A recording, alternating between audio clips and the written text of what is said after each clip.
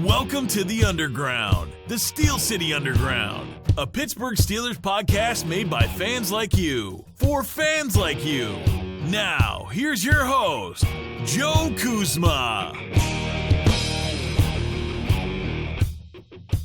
Hello, everyone, and welcome to another edition of the Steel City Underground podcast. I am your host and the founder of SteelCityUnderground.com. My name is Joe Kuzma, giving myself a pat on the back for a change, giving out that full title. Really doesn't mean a whole lot of nothing, and that's kind of the whole topic today. I want to welcome back any listeners of the previous Steel City Underground podcast. Welcome back to the Underground. Welcome all new listeners.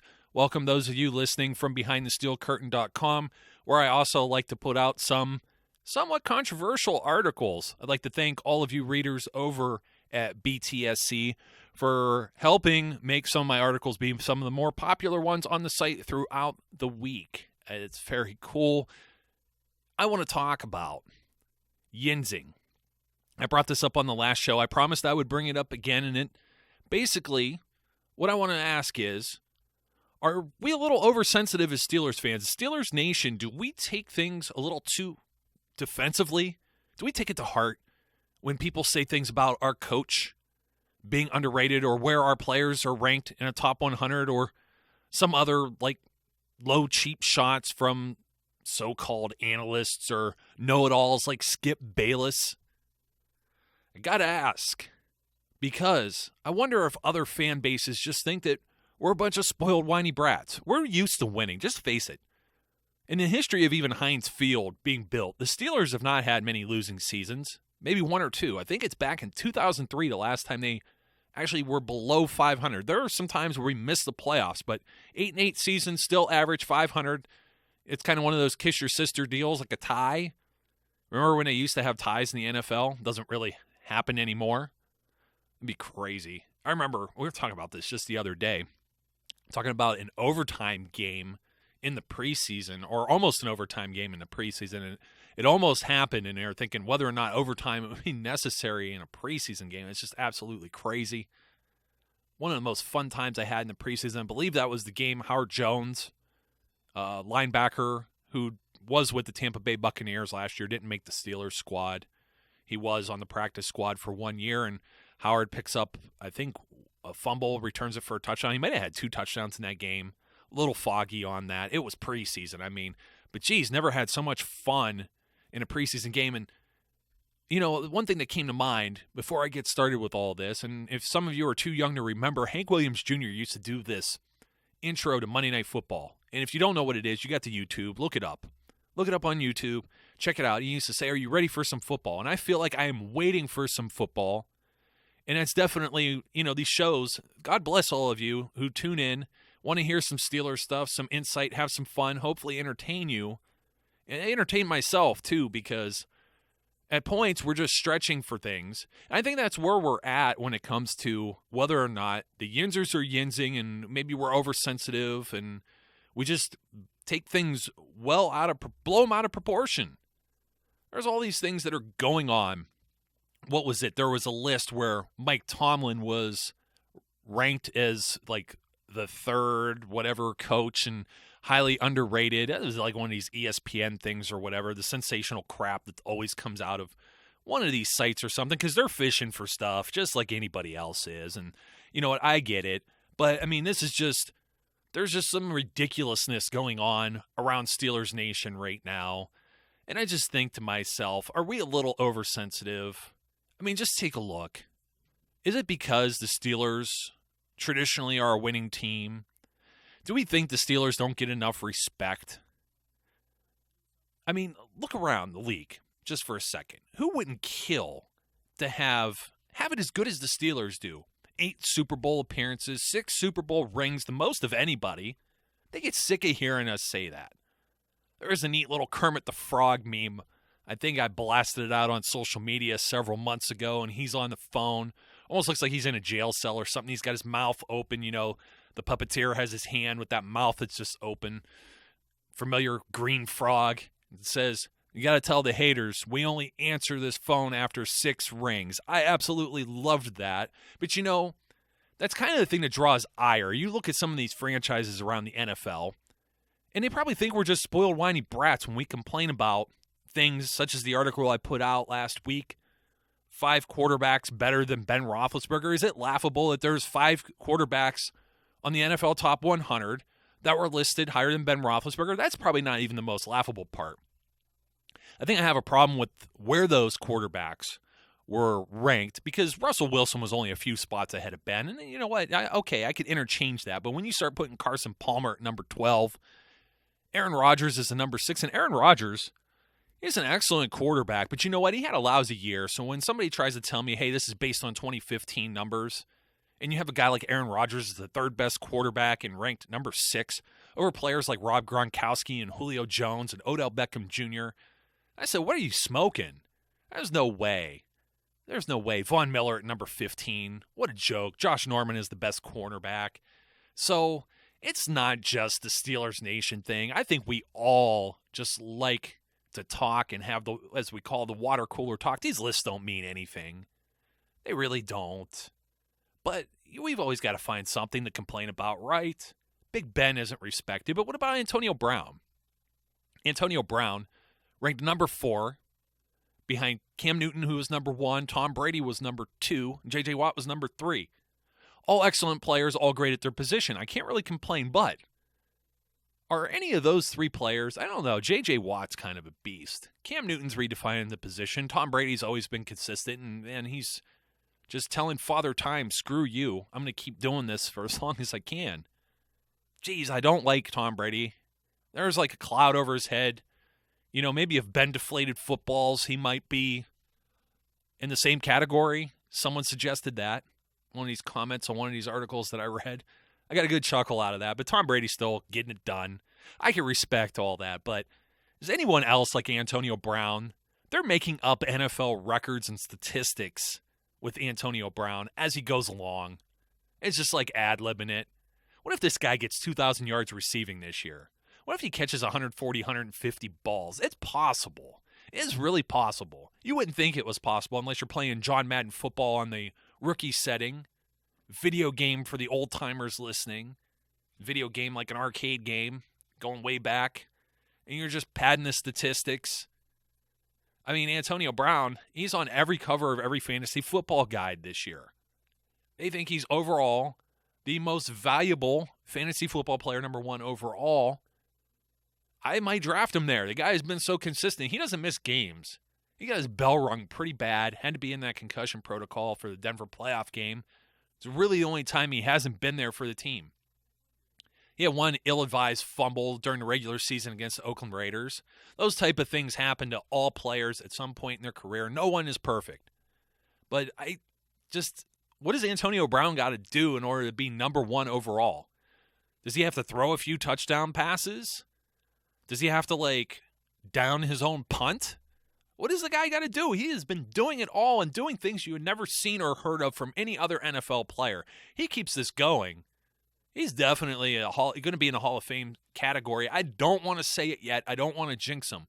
What happens if there's some type of injury, something slows him down? I don't even know that Ben Roethlisberger not being there even slowed Antonio Brown down. He had a pretty good rapport with Landry Jones last year. He bounced back when Jones started with the Kansas City Chiefs, against the Kansas City Chiefs. You saw Ben go down against the Oakland Raiders, and Antonio Brown just stepped it up and took this team on his shoulders. And, I'm going to give some credit to Landry Jones, too. A lot of people hate Landry Jones. This is where the yins are yins. Most people who want to complain about their team, let's talk about those teams, like the Jacksonville Jaguars of the world, or the Rams, wherever they're located now, or Oakland Raiders. Oakland Raiders are fun. I'm coming back to them in a second. And Cleveland Browns, they've always got something to complain about, and it's always negative. But do we really have a lot to complain about when our 4th-string quarterback is completing a necessary pass, whether it's short or not, and Antonio Brown makes it into a bigger play, or Martavis Bryant makes it into a bigger play? Isn't that what we want the guy to do? I mean, Michael Vick, he couldn't get it done with those same type of plays. They tried. I mean, that's okay. I was criticizing Vick a little more there, too. I was on the Vick bandwagon. I liked him being signed. But are we a little bit spoiled? I think yes. I think last year was just like a great year for the Pittsburgh Steelers overall, despite all the different injuries and leading the league with all these players that go on IR and guys missing time and whatnot. Let's talk about some of these other franchises that would love to have it just as good as the Pittsburgh Steelers. I mentioned like the Jaguars, the Rams, Oakland Raiders, Cleveland Browns.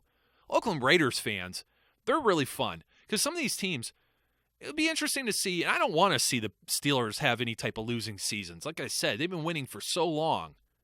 And even before that, when Bill Cowher gets here, he takes over for Chuck Noll, early 90s. And that team was always in the AFC Championships and just couldn't crack it into the Super Bowl. They finally get their shot in the mid-90s against the Dallas Cowboys and didn't win. I remember that. Very painful for me. I was much younger then.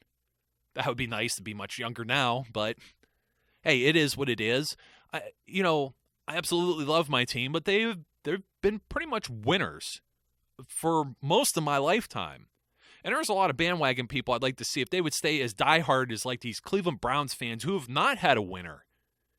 They come back, what was that, 2000, 2001, when they draft Tim Couch, and they've had like 22, 23 quarterbacks. They just can't. The Steelers were in a point like that too, but they were going with their Kent Grahams and their Tommy Maddoxes. I love Tommy Maddox. I mentioned that on the show with Ron Lippock, talking about his book and his interviews last week. If you didn't have a chance, check that one out. It's very cool. Talking about some old-time Steelers. A lot I didn't even hear about. Some of you guys probably don't even know like Kent Graham is or Mike Tomczak. And you had Cordell Stewart and Jim Miller, who now hosts SiriusXM NFL Radio. One of the great things to listen to on the drive home. Love Jim Miller. But all these guys were just basically average quarterbacks. We don't know how spoiled we have it with Big Ben, and I think that's kind of where we come from. With a 2-time Super Bowl winning quarterback that's played in 3 Super Bowls. He's becoming the elder statesman in the NFL. Heard someone on the radio the other day actually ask if Ben wasn't playing at the same time in the same era of a Peyton Manning and a Tom Brady, would he get more respect? And that same question was asked on the air. It mentioned like Eli Manning. And I think Eli Manning probably doesn't get the same amount of respect. I said this with the Top 100 Reaction podcast because Eli Manning has the same name as Peyton. He's the little brother living in Big Brother's shadow. That sucks for him. But he's still a quality player. I'm not going to take Eli over Big Ben. No, screw that. Or Phillip Rivers. All these guys get drafted in the same year, so it's valid comparisons. But do we get a little oversensitive? The Big Ben's only 21? And he's not a top 5 quarterback as supposedly voted on by the other players? Yeah, I do. I definitely do. I think it's under my skin. When Skip Bayless takes a shot at the Steelers and talks at Stephen A. Smith, and he says the greatest moment in his career was Tim Tebow throwing a touchdown pass, the one in the 2011 season where the Steelers lost. It was the new overtime rules that if you scored a touchdown first, the other team doesn't get to possess a ball, but they want to get rid of these shenanigans with the teams. Basically, if you win the coin toss and you could move the ball about 15, 20 yards and kick a field goal, you automatically win. The other team never even gets a chance to possess the football. I do like that style now as opposed to before. And there was just so much wrong on a Tim Tebow play, and Skip Bayless is saying that to like validate his career. He says Tim Tebow is some great player or something of that nature, and just because Skip, his counterpart on ESPN's show First Take there, this was Skip Bayless's last show before he takes his big check to Fox to go run his mouth over there and probably disappear in obscurity like those before him. And he's just another guy that said some like really just dumb things over the years, like Warren Sapp. I'm so glad I don't have to listen to him talk anymore. I'm usually not this negative on the show, am I? But geez, man, Warren Sapp, how many years did he say? He'd probably still call the Steelers defense old. Even though some of these guys, are they even old enough to drink? Some of these guys that we're drafting now? That's like all new faces on the defense. He's probably still saying it because, you know what? He's just ignorant and doesn't know any better. And that's kind of where we're at. Like Big Ben. Big Ben not a top 5 quarterback? Yeah, okay, he was banged up last year. Somebody wanted to say, hey, it's based on 2015 stats. And it's like, yeah, maybe for Carson Palmer because he only had like one good year. And Cam Newton finally cranked it up. And Russell Wilson's the same. And Russell Wilson wasn't just a game manager at this point now. So maybe it was based on the 1 year and Ben was banged up. And maybe he shouldn't have been ranked as high if you're basing it on only 2015. There should be some legacy there too, a legacy pick thing. And that's where Aaron Rodgers comes in. That's where Tom Brady's ranked number 2. Where's the legacy love for Antonio Brown? Is anyone as dominant as this guy? And he's done it as a kick and punt returner too. Come on, give the guy some love. Yes, we're yinzing. That is today's subject. ESPN ranks the Steelers triplets of Ben, Brown, and Bell the 5th best in the National Football League. When that comes out on the NFL Live TV show that they run almost every night, you just look at them like, are you crazy? They didn't even have the New England Patriots in that top 5 either. They're somewhere else on the chart there with, I think, Deion Lewis, Tom Brady, and Gronk. Whenever you have a top all-pro player, like the best at their position, they didn't even have the Falcons in there. The best at their position, Julio Jones, man. He's just keeping pace with Antonio Brown there, too. Both of these guys are studs as wide receivers. I wouldn't have sat well with me if they would have ranked Julio Jones ahead of Antonio Brown. But maybe I could have respected that. But, geez, I could already see the rioting in the streets if that happens. I could see the phone lines blowing up on these various radio shows in Pittsburgh and throughout wherever Steelers Nation resides and talks about sports.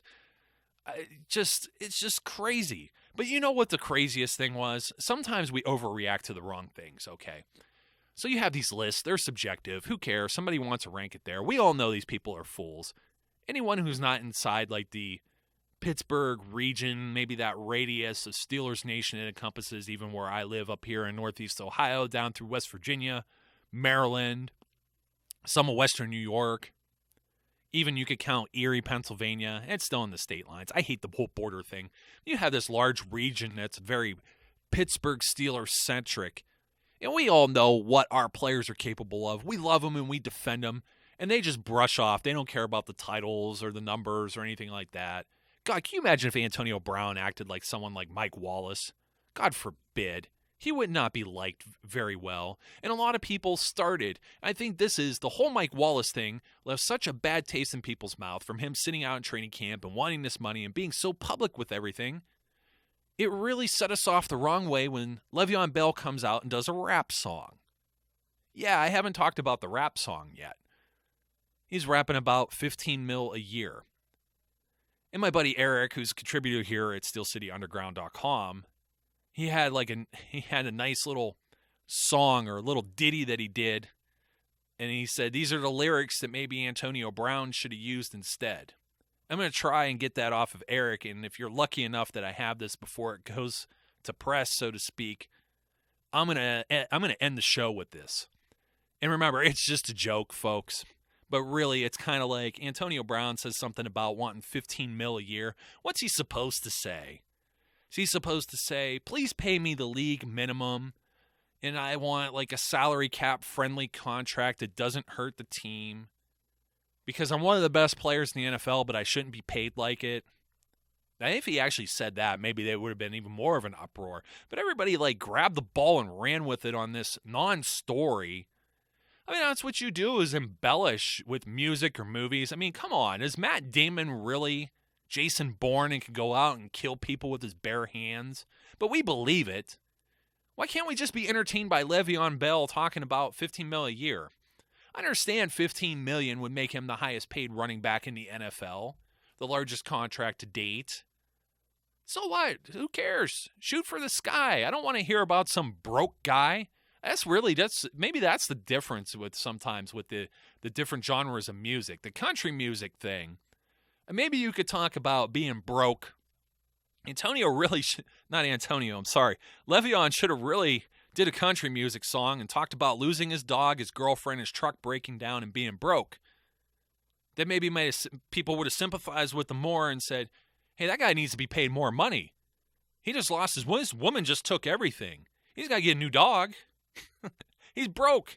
He can't get around. He can't even get to practice. The South Side. Got to get him a truck. Come on, Roonies, pay up. Jeez, I couldn't believe it. It took me a week to talk about this because it's the aftermath of it. So many people jumped on this story. I hate calling it a story. It's not a story.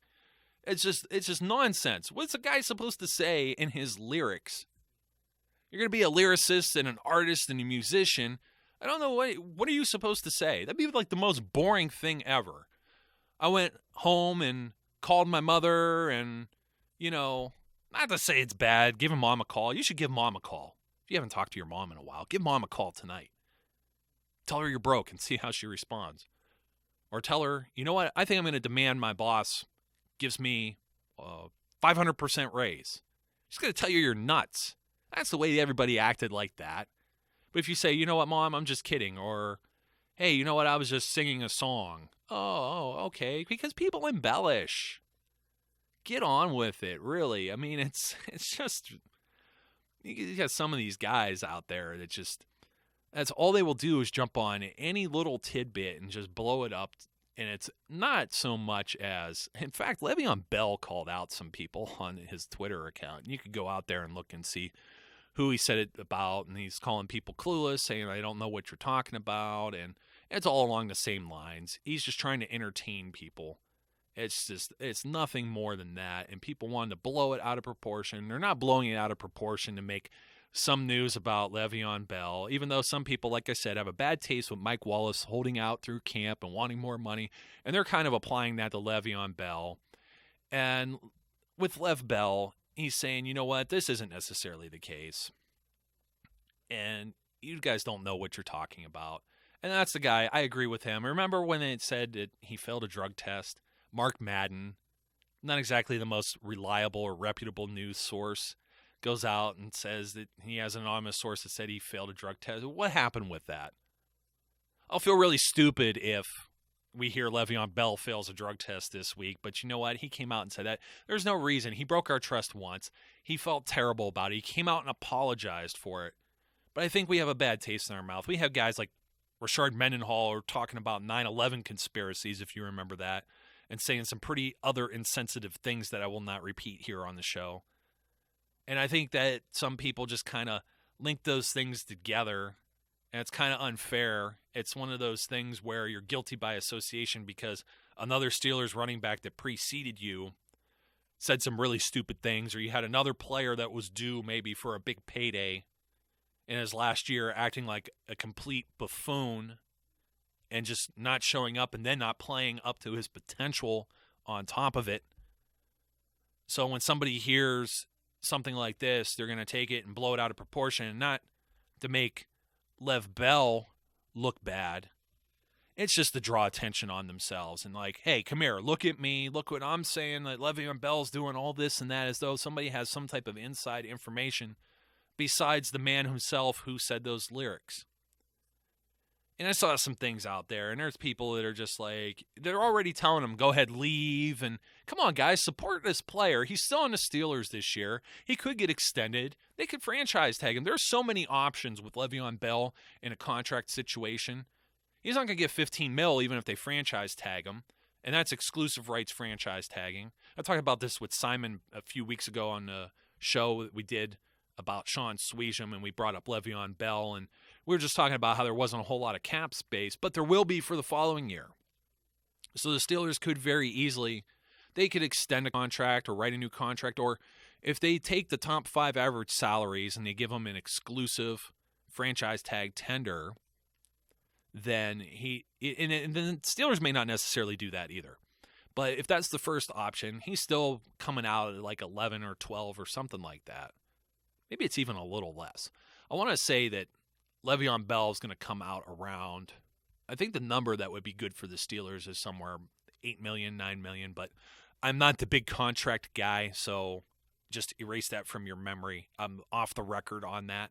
I'm trying to remember where I heard that figure from, but aside from this $15 million that's out there, which is just absolutely insane, ridiculous, and don't get me wrong, there might be an NFL team that would pay it, but if I'm the Steelers and you don't get that contract done, you're probably going to franchise tag. And don't forget, this guy has an agent that he's dealing with too, and the agent's trying to get him the best deal. And sometimes these guys are like weasels too, and they're not the most scrupulous people on earth. And some agents are actually really good. They're really good for the players, really good for the teams, real team friendly. And I can see the Steelers working with this. And if they tag Lev Bell, if they even do like the non-exclusive where other teams can negotiate, and then the Steelers have to, like, if they have to match or whatnot, the Steelers are going to get, like, compensated with first-round draft picks from those teams. It's very expensive for those teams to be able to even not only just pay Le'Veon Bell the money that they would seek. Most teams probably aren't going to touch that tag which I believe pays a little bit less on average, but then there's the compensation of draft picks. They're not going to touch that with a 40-foot pole. It's just not going to happen. Then there's the people who are in the camp, they got the pitchforks and torches out, and they say, Le'Veon Bell, we don't want you anymore. But they're treating him like a pariah, kind of like a Mike Wallace type figure, and he hasn't necessarily done anything but say these couple words in a rap song, and it's just really undeserving. And that's why I was asking if the Yinzers are Yinzing and we get too defensive and oversensitive over just dumb things. And this is probably the dumbest of the dumb. Even in the top 100, we may have more justification to complain and whine about that. But some of the people that are saying, well, he's injury prone. Le'Veon Bell is injury prone. I think that's one of the more ridiculous things too. Can this guy really help? Could Big Ben help the injuries that happened to him last year, where he has Vontaze Burfict laying on him, giving him a knee on the ground, or somebody going low that got fined in the Rams game, going low at his legs? I mean, this stuff happens. Football is a violent sport. And you look at the violence that came in Le'Veon Bell's direction, and he's come out and said that he thinks a lot of it's deliberate. Those are about the most inflammatory, controversial words that he's said, and I have to say I agree with them. Antonio Brown has pretty much kind of said the same thing. How about this for ridiculousness? I tweeted this during the Top 100 when it aired the other day. And they actually, during the segment, number 4, Antonio Brown, wide receiver, Pittsburgh Steelers, and like the first person they show on this thing is Adam Pac-Man Jones getting wired up for a mic and asking his opinion and showing like some play on an iPad. That's the last person I want talking about me when look at all the crap that he taught. It's very difficult to not swear here because Adam Pac-Man Jones and Vontaze Burfict have no room to be part of a celebration of a player being number 4 on the top overall NFL player list, the number 1 wide receiver on this whole chart. And you're going to bring out a guy who's like his mortal enemy that has said just some ridiculous things, said he was faking a concussion. And then he gave like some, half-ass apology to it later on. And he wasn't going back on it until like he didn't end up playing. Oh, he'll end up playing, blah, blah, blah. Because you're a medical expert, Pac-Man Jones. I was suspended from the NFL before. You want to talk about some character quality issues there and somebody you want to point the Yinzing at, pointing at some of these Bengals guys like that. The ones who really deserve it, like Pac-Man Jones, who run their mouth off the field, the extracurricular crap. And they put him as part of this celebration with Antonio Brown. That's ridiculous. But back to Le'Veon Bell, the violence and him getting hurt by these Bengals players, and then being thinking at least that he's being targeted. Those injury issues aren't his fault. They seriously aren't. Why are you going to, reprimand or... just looking for the word here. You're just not going to, not pay this player just because he had some freak injuries. Look at Marquise Pouncey. He's had the most freak injuries of all. These aren't things where the guy's running in the field and he tears like an ACL or something like that, and he's constantly injury prone. That would be Arian Foster, who also, I believe, had some back issues and stuff of that nature. That guy is injury prone. That's the guy you don't want to have cap space and guaranteed money tied up in. Not a Le'Veon Bell, who people were targeting their helmet right at his kneecap. That's not the way this works. So, just kind of in summation, if you're following and you're feeling my vibe here, Steelers Nation, are we spoiled? I want to hear some of the feedback. This should be fun because there's going to be people going back and forth. I'm sure we fight with fans from other teams too, but do we not fight with fans from other Steelers fans over certain topics? Mike Tomlin. For many years, everyone is saying, oh, he only won with Bill Cowher's players. Do you look at NFL rosters from year to year? Just look at those Super Bowl years. Between when Cowher won with Bettis there and when Tomlin wins his only Super Bowl. And then even when Tomlin has the return trip against the Green Bay Packers, those teams, especially the ones between Cowher and Tomlin, are drastically different. Aside from like Troy, Hines Ward, Big Ben, Heath Miller, some of the staples of the team. And you're going to have that in transition. But there were guys like Lawrence Timmons and LaMar Woodley that come on. And James Harrison wasn't the big player under Bill Cowher, at least not the Super Bowl type deal. You still had Joey Porter there. I mean, it just blows my mind. You remember a time when Santonio Holmes was one of our wide receivers, and you remember a time when Mike Wallace was one of our receivers. How far removed are we from that now? We have Antonio Brown. You remember Emmanuel Sanders used to be there. Now we're talking about like Sammy Coates and Marcus Wheaton. And if Marcus Wheaton isn't signed and comes back next year, we'll be talking about somebody else. These rosters turn over. You look every 2 to 3 years and compare rosters in the NFL. Go back and find some of those, if you have media guides or preseason guides or just Wikipedia and box scores, and look at the players that are on these teams. There's a lot of turnover. And for Mike Tomlin to rebuild this team, work with a new offensive coordinator, Todd Haley, another just heated, controversial figure. I think people have finally shut up about fire Haley and fire Tomlin.